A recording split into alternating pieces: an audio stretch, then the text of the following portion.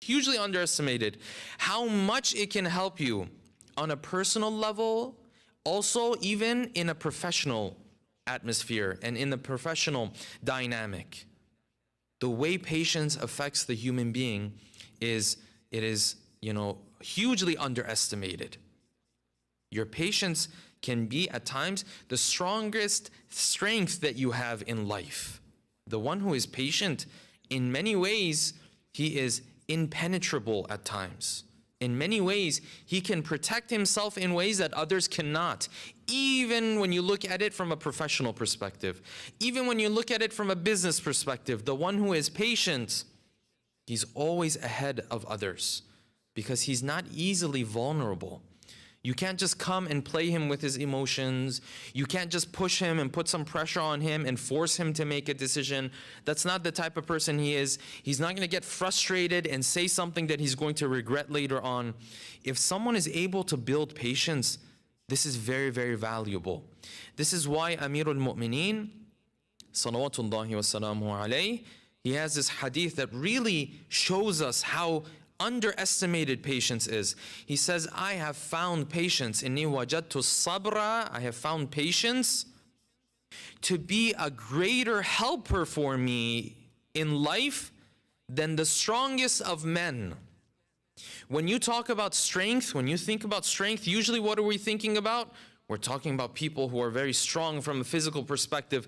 He says the patience that a person has builds so much mental strength for him that this patience is a bigger helper for him than the strongest of men. He can have an army or he can have patience. That patience might be able to help him more than having an army. Yes, this is the words of the king of patience, Ali ibn Abi Talib. The one who said that I had, this things in my throat and another in my eye as he was wading through this whole issue of khilafah. This is the one who's saying this. But in order to build that patience, Islam, Quran, and Hadith, they give us a certain mentality. And that is where the bulk of our discussion lies tonight. What is that mindset that I have to have in mind that will enable me to build this patience? The way I look at the world is very key. If I look at the world one way, it's going to be very difficult for me to be patient. If I look at the world another way, I give myself a better opportunity to be patient with the difficulties that come my way. What is this mentality? What is this mindset? What is this paradigm shift that I have to create for myself to be able to look at the world from a different perspective? Here are the hadith that speak of this. And this isn't just one hadith. Multiple hadith speak of this idea. This mindset and this mentality that you and I have to adopt is this: that when loss happens in my life, when I wanted something and I don't get my hands on it, or I wanted something and I got my hands on it and then I lose it, either way, something I wanted I no longer have. The mentality that is going to enable me to be patient with this loss, to be able to cope with this grief, is this: that I don't assume that that was something that I was supposed to have to begin with. Pay attention, because it's a bit delicate. As human beings, we assume certain things for ourselves. We assume, for example, that I have to have this type of lifestyle. So when this lifestyle is taken away from me, I automatically assume that something that was mine is taken away from me. It's not with me anymore. But if I understand that Allah subhanahu wa ta'ala has His own plan, in the plan that He has for me, some things are meant for me, some things were never meant for me to begin with. Not that He gave it to me and then He took it away from me. No, it wasn't meant for you to begin with. If I change my perspective, then when they take it away from me, I'm not going to be kicking and crying as much. We all kick and cry at times. We all vent at times, and there's nothing wrong with that. Many of us think that if we speak of our difficulties, that this goes against patience. No, this is part of patience.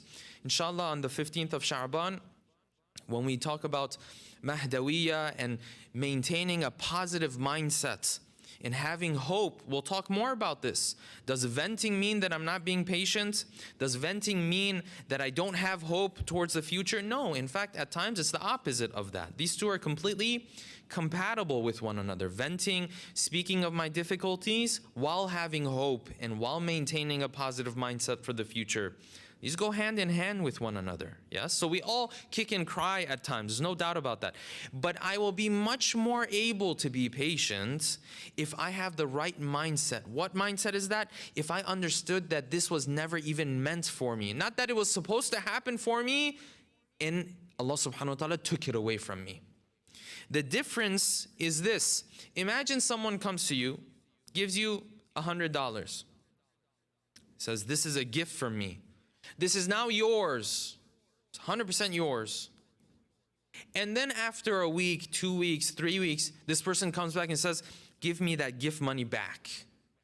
How terrible do you feel in that moment? Yes, hadith says that the one who gives a gift and then he tries to take it back, he gives an analogy that I won't mention here in the lecture, yes?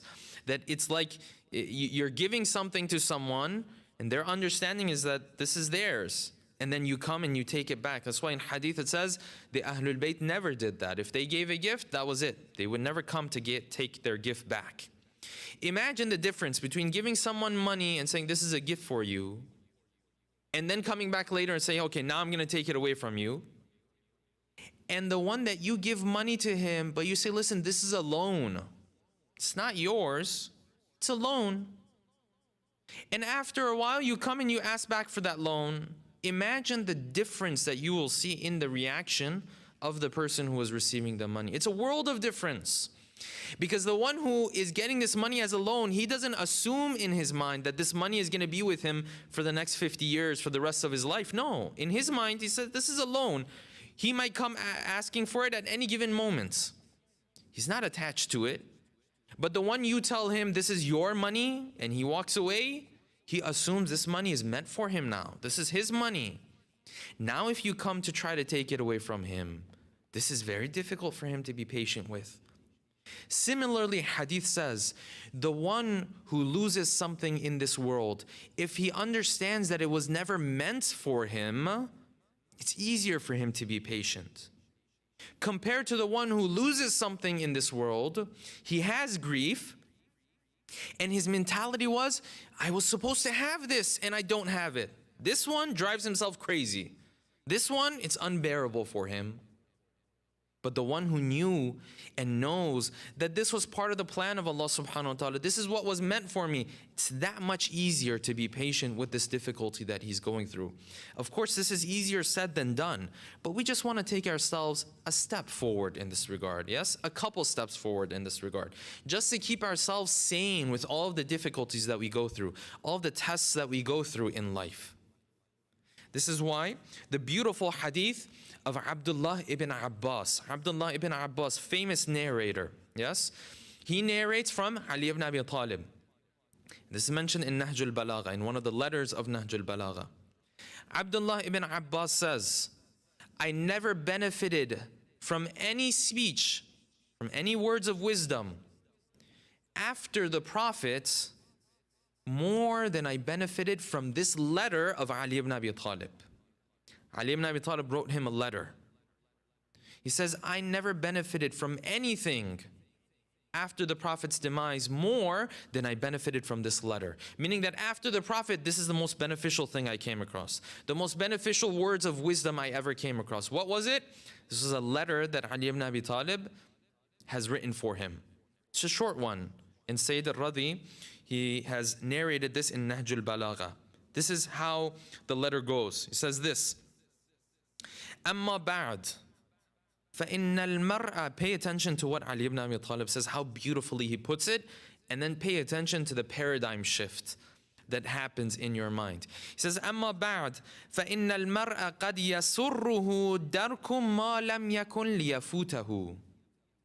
He says the human being is such, and it's a bit surprising that the human being is like this. But this is how we are. He says, قَدْ يَسُرُّهُ دَرْكُ مَا لَمْ يَكُنْ لِيَفُوتَهُ. He says sometimes when the human being attains something, he possesses something, money, wealth, fame, relationships, whatever the case may be, it makes him so happy that he was able to attain this. Whereas what he doesn't understand is that because Allah subhanahu wa ta'ala had written this for him, one way or another he would have attained this anyway. He thinks that this is all of a sudden some stroke of luck. That's why he's so happy. Whereas what he doesn't understand is that this would have come his way regardless. And then he says this, and this is the second part that has to do with loss and grief. He says, وَيَسُوءُهُ, and sometimes the same human being, he gets so upset and so sad. He has so much grief over losing something. وَيَسُوءُهُ فَوْتُ مَا لَمْ يَكُنْ لِيُدْرِكَهُ. And sometimes he gets so sad, so much grief over losing something that was never even going to come his way. Imagine they gave you the promise one day, they told you one day that you're the winner of this money or that money. Yes, where in reality you weren't, it was a mistake. But they told you, you know, you've won this money, you've won the lottery, of course, you know, for example. It's haram to take part in the lottery. I'm just putting it out there in case, you know, anyone sends me messages afterwards. But, you know, it's haram to take part in the lottery. But if someone did, for example, right, and he thought, they gave him a call one day, they said by mistake, they gave him a call, they said, you won. And then they called him later and said, you know what, we made a mistake. Imagine this person might go commit suicide. Why? Because in his mind, now he assumes this is mine. He really thinks it's going to come his way. And then they tell him it's not going to come his way. Whereas if they had not even told him from the very beginning, what would have happened? He would have continued with life. He would have been grateful for the things he had. Why? Because in his mind, he's like, I didn't even win anyway, so who cares? The human being, when he assumes certain things for himself, puts himself up there, this is what's going to happen in my life, then it doesn't happen, then that sadness and grief starts to make its way into his life. But if he understands that this was never even meant for him to begin with, then he won't even be that sad anymore. This is why Imam Hassan al-Mujtaba, salawatullahi wa salamu alayhi, beautifully, he says, اجعل ما طلبت من الدنيا فلم تظفر به بمنزلة ما لم يخطر ببالك. He says, when you're in a situation where you're going to attain something, right? Let's say you're going to make some money, for example. You try to make that money and then you're not able to make it. Make that situation understand that that was not even meant for you. Therefore, imagine it never even crossed your mind that you were going to make that money.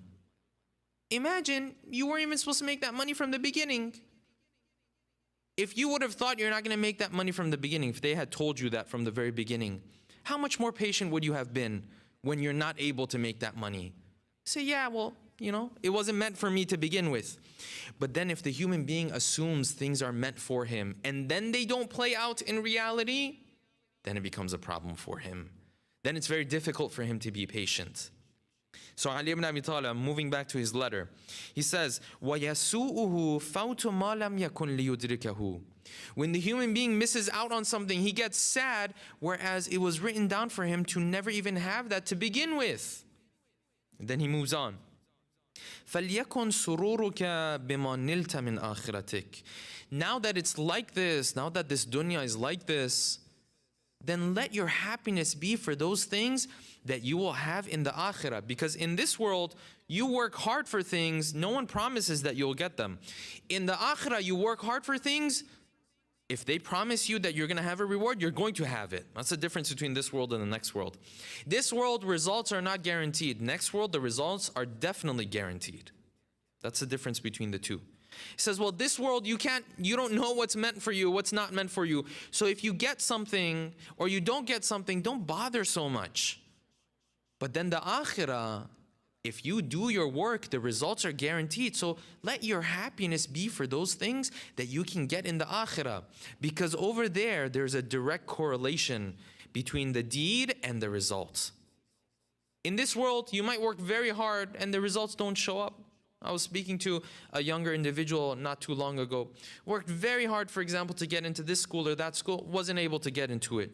Felt very bad, you know, a lot of grief, a lot of sadness. Understandably, it's a difficult situation to be in. That's how the dunya is. You put in hard work, and then the results, maybe they show up, maybe they don't. But this is why the Imam is saying, then put your sadness and happiness for the next world, because over there, when you work, the result is guaranteed. If you did something good, guaranteed you'll be rewarded for it. It's not a maybe anymore. فليكن سرورك بما نلت من آخرتك وليكن أسفك على ما فاتك منها. And if you're going to be sad about something, try to be sad about your akhirah. That's what you should be worrying about more. Not to say that sadness and grief about the things that happen to us in this world are not valid. No, the Ahlul Bayt had sadness and grief as well. Right? The Prophet had sadness and grief as well. But you try to think more so of the akhirah. وَمَا نِلْتَ مِن دُنْيَاكَ فَلَا تُكْثِرْ بِهِ فَرَحًا. When something good happens to you in this world, don't go wild being too happy all of a sudden, because it was meant for you either way. And then he says, وَمَا فَاتَكَ مِنْهَا فَلَا تَأْسَ عَلَيْهِ جَزَعًا. And if you miss out on something in this world, then don't get too sad. Why? Because it was never meant for you to begin with. If you look at it from this perspective, then it becomes a lot easier to become patient. This is why the hadith of Imam as-Sadiq, beautiful hadith is. He starts out, he says, for example, if Allah subhanahu wa ta'ala has guaranteed your rizq, then why would you worry about it? And he says, if Allah subhanahu wa ta'ala has already set aside your sustenance, then why would you get greedy about it? And he continues, and he continues, and he says, if you know that everything goes back to the qada and the qadar, the plan of Allah subhanahu wa ta'ala, فَالْحُزْنُ لِمَاذَا? Then why are you getting so sad? Why you feel all of this grief? You feel this grief because you feel like something was supposed to happen for you and it didn't happen. No, from the very beginning it wasn't supposed to happen for you. You just thought it was supposed to happen for you. Now again, I'm emphasizing the type of grief that comes our way, that we cannot prevent a loss of a loved one. These are all valid. There's no problem with venting, no problem with complaining about them even. None of this is haram. And in fact, many times it's necessary for the mental health of the human being. Yes? We're just talking about the paradigm shift that will help the human being a little bit more patient, a little bit more sane as he goes through this difficulty, as he goes through this period where he is now healing for this loss that he's had. Okay. Then another thing that's mentioned in Quran and Hadith, and inshallah with this I'll bring the talk to an end. Another thing that's mentioned in Quran and Hadith that helps the human being cope with this is a particular dhikr that's mentioned in multiple ahadith of ours. And this dhikr also goes back to the same concept that we are talking about, that I know everything is in the hands of Allah subhanahu wa ta'ala. Which dhikr is it that shows us that everything is in the hands of Allah subhanahu wa ta'ala? When something happens, He's the one who's managing my affairs. It is no dhikr, but the dhikr of La hawla wa la quwwata illa billah. There is no power, there is no will in this world except for the power and the will of Allah subhanahu wa ta'ala. What does this go back to? Meaning that if he had planned for this to happen to me, it would have happened. If he has not planned it for it to happen for me, under no circumstance would it have happened anyways. These are of course things that you don't have control over. As we mentioned last week, sometimes there are things you have control over. That's different. You have to do your duty there. No, these are things that happen to you out of the blue. I thought I was taking, the right turn. I take a turn and another car hits me, for example. There's an accident. Things that I don't have control over. I have to understand. If I understand this is what Allah subhanahu wa ta'ala has planned for me, it's a lot easier for me to be patient. This is why the Prophet turned to Ali ibn Abi Talib. He said, Ya Ali, amanun li ummati min al-ham. He said, one of the best ways of protection for my ummah when it comes to worry and concern and grief is to say this: La hawla wa la quwwata illa billah, la malja'a wa la manja min Allahi illa ilayh. There is no power and no will except for the power and will of Allah subhanahu wa ta'ala, and there is no refuge from his will and from his qada and qadar except towards him. If he's decided something for me in his qada and qadar, I can't run away from it. I can only run towards him. I can only accept what he has decided for me. Let this dhikr be a part of our life when we go through something difficult. La hawla wa la quwwata illa billah, so that it brings us a little bit more patience. I've mentioned this before. Quran and Hadith are not here to remove difficulties from our life. That's not even the promise that Islam gives us. Quran and Hadith are here to let us be sane as we go through these difficulties, to be able to cope with these difficulties. Otherwise, grief, sadness, venting, healing, this is all natural part of life and important parts of life. With that, inshallah, I'll move on to the ahkam portion of tonight. We mentioned in the previous session that the one who is a frequent traveler, there is a specific definition for someone to be considered a frequent traveler from the fiqhi perspective. It's not simply the one who travels often. There's a specific definition. There are qualifications. If you qualify based on these qualifications, then when you travel, even if you're traveling very often, you will pray full. And as we come closer to the month of Ramadan, these rulings become even more important, because the other result is that you are also going to be fasting during these days as well. So the frequent traveler has certain qualifications. We have to make sure we fall under those certain qualifications. For Ayatul Sistani, these qualifications are one set of conditions. For Ayatul Khamenei, they are different. For Ayatul Sistani, we covered in our previous session, he made people into two different groups. The person whose job is to travel, like a pilot, like a bus driver, like a, maybe a cab driver, but a driver who drives outside of the city, of course, not within the city. He said these people, whenever they're given this title, they will pray full anytime they go on these trips. The other people who travel for their job, and the majority of our community would fall under this category, not the first category. Those who travel for their job. I'm a consultant, I travel for my job. I'm a businessman, I travel for my job. I might be a speaker, I travel for my job. He said that this person has to travel a certain amount. And that amount was this, that out of every month, he has to be traveling at least 10 days. Now, he also said that this traveling period where I'm doing this has to carry on for at least 6 months throughout 1 year. This we covered already. I want to move on to the rulings of Ayatul Khamenei in this regard, because this is one of those areas where his rulings have changed, in fact. Many of us might ask this question a lot of times, that these rulings that these maraja have, does it ever change? Do they ever go from one ruling to another ruling? The reality is that their rulings change not too often, but they do change. And this is one of those areas where the ruling of Ayatul Khamenei has changed. Ayatul Khamenei, for example, he had a ruling that he used to say that if every 10 days, if you travel twice in every 10 days, that this is going to be considered a frequent traveler. This used to be his ruling. This is no longer his ruling anymore. His ruling now is that anyone who travels for his job, regardless of whether traveling is his job, like a pilot or a bus driver, or he travels for his job, like the businessman or the consultant or the speaker, regardless of which of these two categories he falls under, if he travels frequently enough that people and the common view and the urf look at him and say traveling is part of his job, or traveling is a prerequisite of his job, then whenever he's traveling on his job, he is going to pray full. If he travels for other reasons, no, he's going to pray qasr. This is one of the differences between Ayatul Khamenei and Ayatul Sistani. So Ayatul Sistani has a certain number of times he has to travel. 10 days out of each month he should be traveling.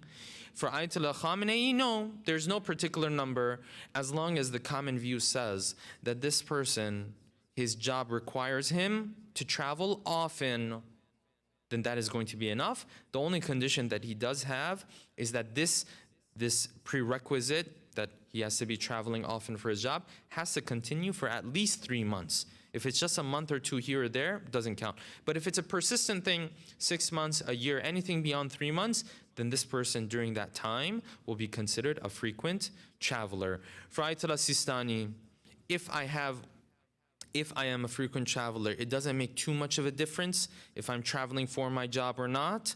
For Ayatollah Khamenei, if I'm traveling and it's not for my job, I'm not considered a frequent traveler, and therefore I would have to pray qasr, and I would have to pray, and I would not be able to fast either. Inshallah, with that, we'll bring tonight's talk to an end, and tonight, inshallah, we'll be going through the recitation of Dua Kumail as well. I'll just take a moment for a second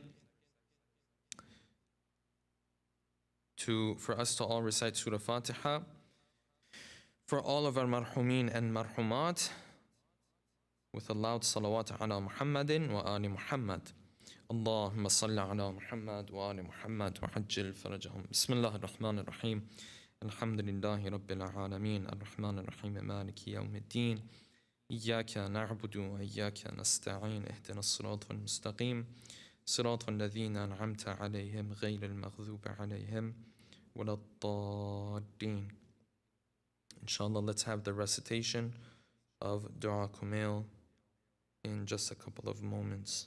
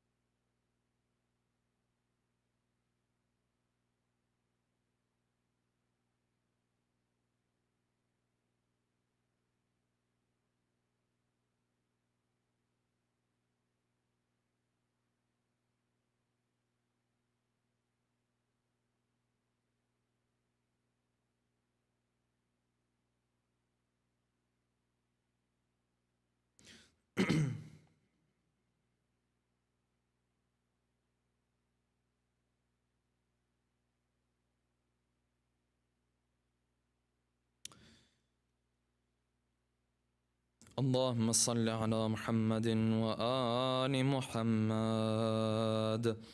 بسم الله الرحمن الرحيم. اللهم صل على محمد وآل محمد. اللهم إني أسألك برحمتك التي وسعت كل شيء وبقوتك التي قهرت بها كل شيء وخضع لها كل شيء وذل لها كل شيء وبجبروتك التي غلبت بها كل شيء وبعزتك التي لا يقوم لها شيء وبعظمتك التي ملأت كل شيء وبسلطانك الذي على كل شيء وبوجهك الباقي بعد فناء كل شيء وبأسمائك التي ملأت أركان كل شيء وبعلمك الذي أحاط بكل شيء وبنور وجهك الذي أضاء له كل شيء. Everyone. يا نور يا قدوس يا نور يا قدوس يا نور يا أول الأولين ويا آخر الآخرين اللهم اغفر لي الذنوب التي تهتك العصام. اللهم اغفر لي الذنوب التي تنزل النقام. اللهم اغفر لي الذنوب التي تغير النعام. اللهم اغفر لي الذنوب التي تحبس الدعاء. اللهم اغفر لي الذنوب التي تقطع الرجاء. اللهم اغفر لي الذنوب التي تنزل البلاء. اللهم اغفر لي كل ذنب أذنبته وكل خطيئة أخطأتها. اللهم إني أتقرب إليك بذكرك وأستشفع بك إلى نفسك وأسألك بجودك أن تدنيني من قربك وأن توزعني شكرك وأن تلهمني ذكرك. اللهم إني أسألك سؤال خاضع متذلل خاشع أن تسامحني وترحمني وتجعلني بقسمك راضيا قانعا وفي جميع الأحوال متواضعا.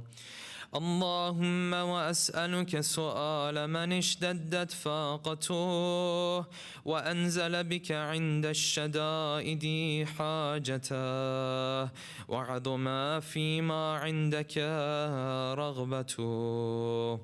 اللهم عظم سلطانك وعلى مكانك وخفي مكرك وظهر أمرك وغلب قهرك وجرت قدرتك ولا يمكن الفرار من حكومتك.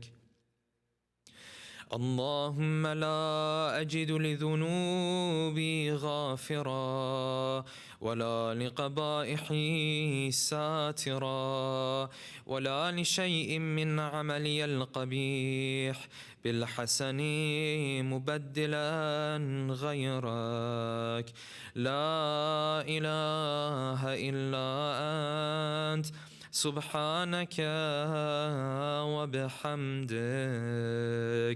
ظلمت نفسي ظلمت نفسي ظلمت وتجرأت بجهله وسكنت إلى قديم ذكرك لي ومنك علي. اللهم مولاي كم من قبيح سترته وكم من فادح من البلاء أقلته وكم من عثار وقيته وكم من مكروه دفعته وكم من ثناء جميل لست أهلا له نشرته. اللهم عظم بلائي وأفرط بي سوء حالي وقصرت بي أعمالي وقعدت بي أغلالي وحبسني عن نفعي بعد آمالي وخدعتني الدنيا بغرورها ونفسي بجنايتها ومطالي.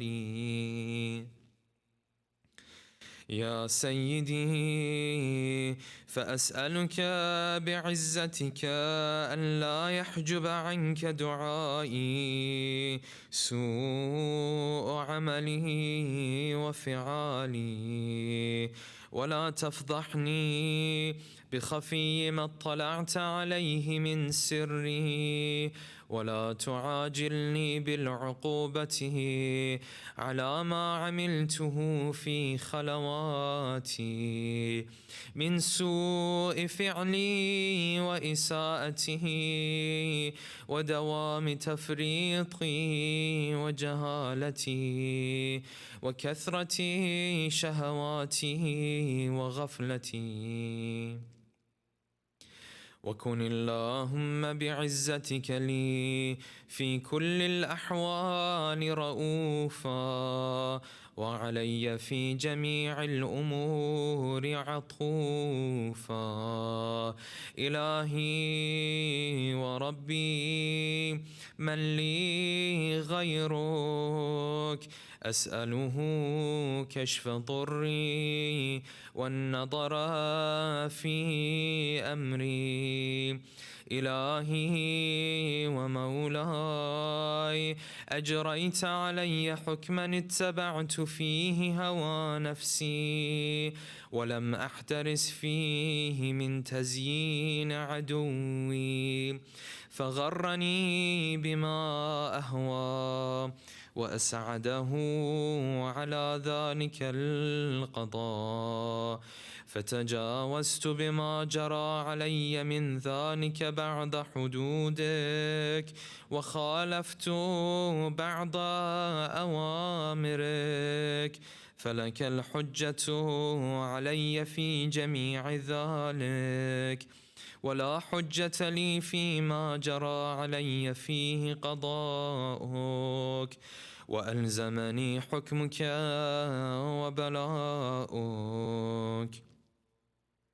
وقد أتيتك يا إلهي بعد تقصيري وإسرافي على نفسي، معتذرا نادما منكسرا مستقيلا، مستغفرا منيبا، مقرا مذعنا معترفا، لا أجد مفرا مما كان مني، ولا مفزعا أتوجه إليه في أمري غير قبولك عذري وإدخالك إياي في سعة من رحمتك.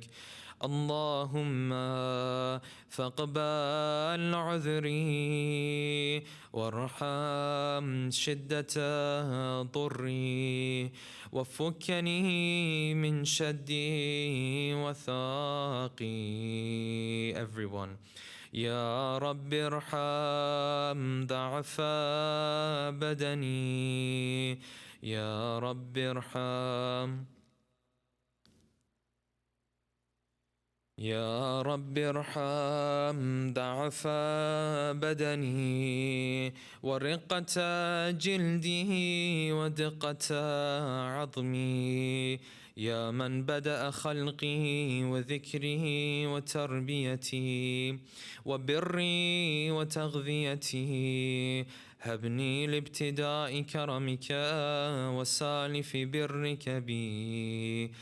يا إلهي وسيدي وربي، أتراك معذبي بنارك بعد توحيدك، وبعد من طوى عليه قلبي من معرفتك، ولهج به لساني من ذكرك، واعتقده ضميري من حبك، وبعد صدق اعترافي ودعائي خاضعا لربوبيتك، هيهات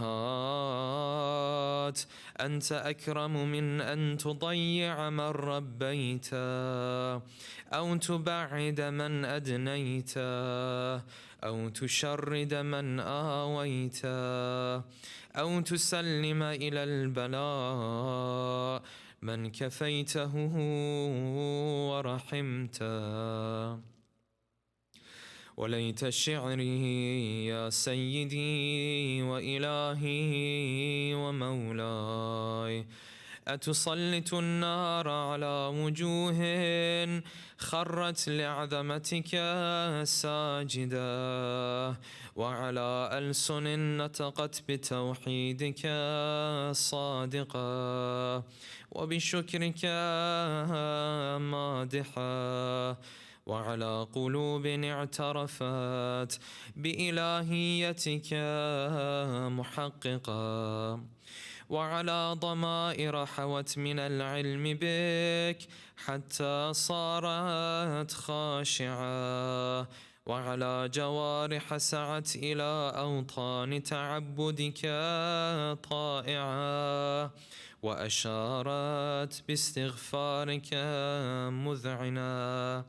ما هكذا الظن بك، ولا أخبرنا بفضلك عنك يا كريم يا رب، يا كريم يا كريم يا رب. وأنت تعلم ضعفي عن قليل من بلاء الدنيا وعقوباتها، وما يجري فيها من المكاره على أهلها، على أن ذلك بلاء ومكروه، قليل مكثوه، يسير بقاؤه، قصير مدته. فكيف احتمالي لبلاء الآخرة وجليل وقوع المكاره فيها، وهو بلاء تطول مدته ويدوم مقامه، ولا يخفف عن أهله، لأنه لا يكون إلا عن غضبك وانتقامك وسخطك. وهذا ما لا تقوم له السماوات والأرض يا سيدي، فكيف بي وأنا عبدك الضعيف الذليل الحقير المسكين المستكين. يا إلهي وربي وسيدي ومولاي، لأي الأمور إليك أشكو،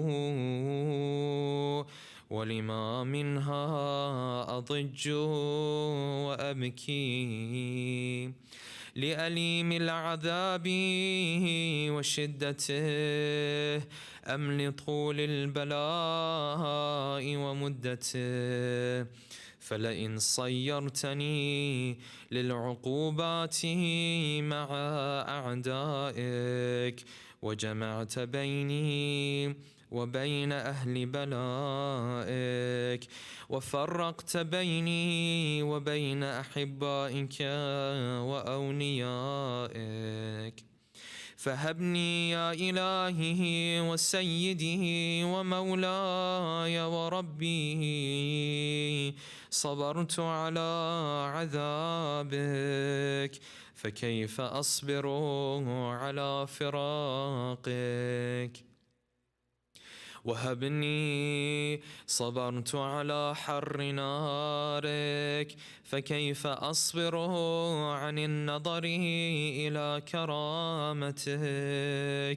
أم كيف أسكن في النار ورجائي عفوك؟ فبعزتك يا سيدي ومولاي أقسم الصادقا لئن تركتني ناطقا لأضجن إليك بين أهلها ضجيج الآمنين ولأصرخن إليك صراخ المستصرخين ولأبكين عليك بكاء الفاقدين ولأنادينك أين كنت يا ولي المؤمنين يا غاية آمال العارفين يا غياث المستغيثين يا غياث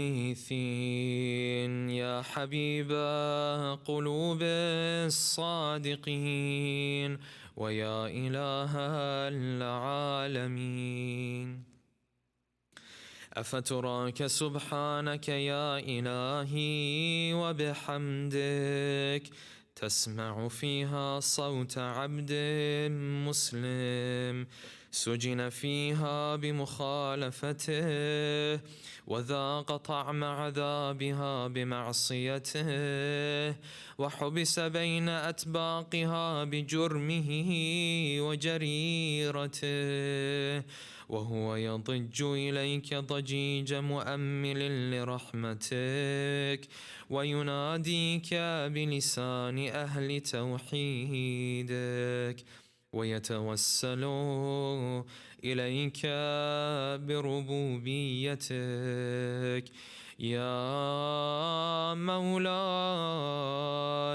فكيف يبقى في العذاب وهو يرجو ما سلف من حلمك أم كيف تؤلمه النار وهو يأمل فضلك ورحمتك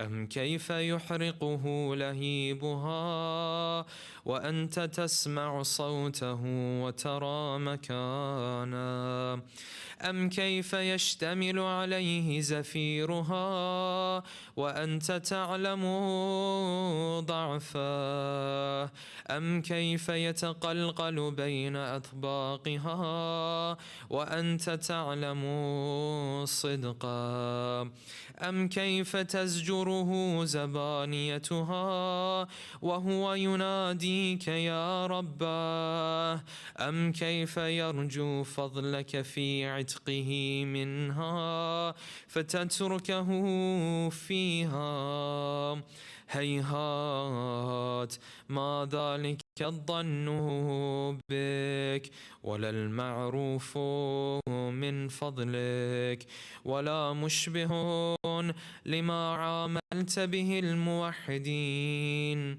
من برك وإحسانك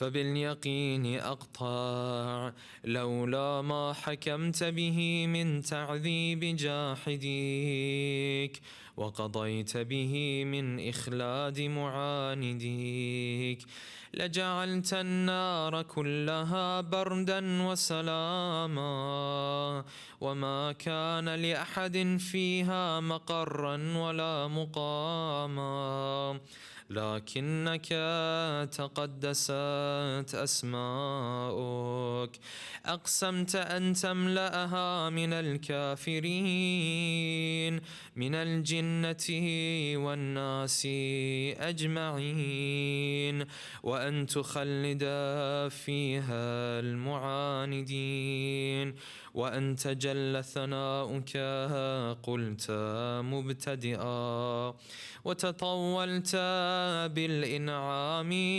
متكرما أفمن كان مؤمنا كمن كان فاسقا لا يستوون إلهي وسيدي، فأسألك بالقدرة التي قدرتها وبالقضية التي حتمتها وحكمتها وغلبت من عليه أجريتها، أن تهب لي في هذه الليلة وفي هذه الساعة كل جرم أجرمته وكل ذنب أذنبته وكل قبيح أسررته وكل جهل عملته كتمته أو أعلنته أخفيته أو أظهرته وكل سيئة أمرت بإثباتها الكرام الكاتبين الذين وكلتهم بحفظ ما يكون مني وجعلتهم شهودا علي مع جوارحي، وكنت أنت الرقيب علي من ورائهم والشاهد لما خفي عنهم، وبرحمتك أخفيتها وبفضلك سترتها، وأن توفر حظي من كل خير تنزله أو إحسان تفضله أو بر تنشره أو رزق تبسطه أو ذنب تغفره أو خطأ تستره، يا ربي يا ربي يا رب يا ربي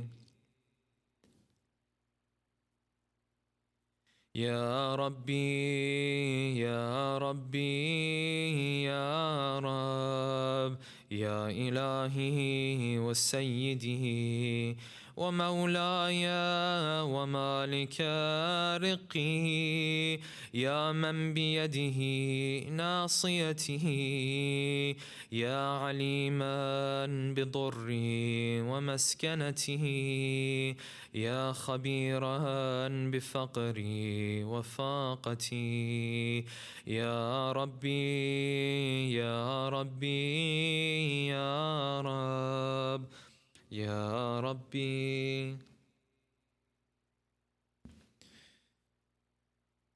يا ربي يا ربي يا رب، أسألك بحقك وقدسك وأعظمه صفاتك وأسمائك أن تجعل أوقاتي من الليل والنهار بذكرك معمورة وبخدمتك موصولة، وأعمالي عندك مقبولة، حتى تكون أعمالي وأورادي كلها وردا واحدا، وحالي في خدمتك سرمدا، يا سيدي يا من عليه معولي،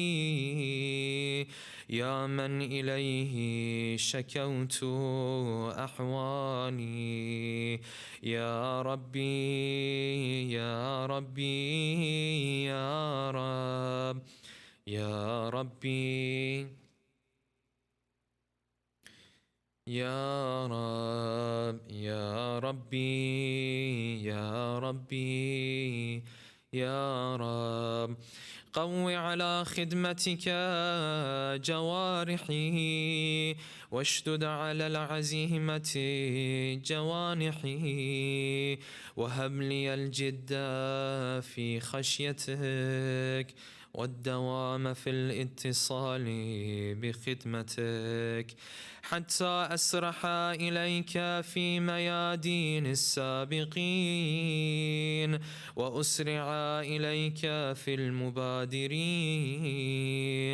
وأشتاق إلى قربك في المشتاقين وأدنو منك دنو المخلصين وأخافك مخافة الموقنين وأجتمع في جوارك مع المؤمنين.